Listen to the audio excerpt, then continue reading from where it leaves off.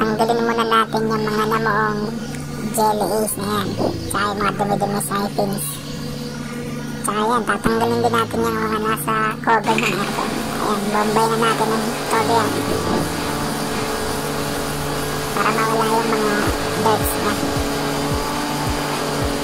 Siguro mga 8 months na huling linis na ito. Kaya ganun nakapal. Tapos yan, lalagyan natin ng aircon liquid cleaner. Galing yan kay Kuya Rolling sa Patose ng Gold Air Aircon. Makikita nyo, aalsa yung ano dyan, yung fins. Tapos iluluwa niya yung mga dumi sa loob. Magmamagic yan, wait na lang. Ayan na. Iluluwa niya na yung mga dumi sa loob. Kasi hindi kaya ng Joy yan eh. Kaya kailangan magic cleaner.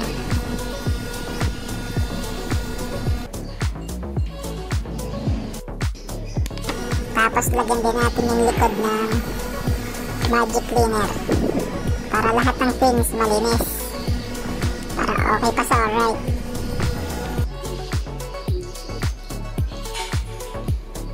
Tapos yan, intay lang natin na lumabas yung mga dumi-dumi, pati yung sa likod niya.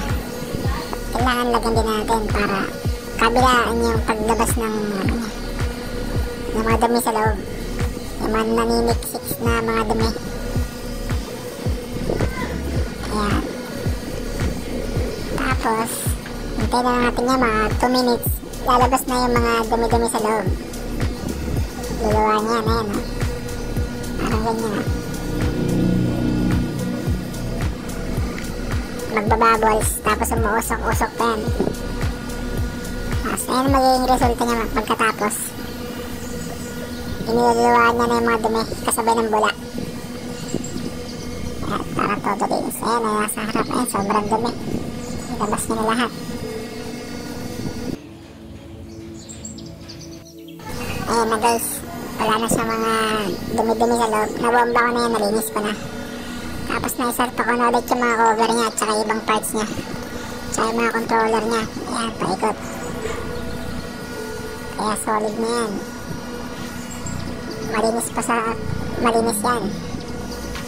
Ayan, nakabit ko na rin yung cover ng remote. Ayan na. Testing. 1, 2, 3. Ice cold aircon.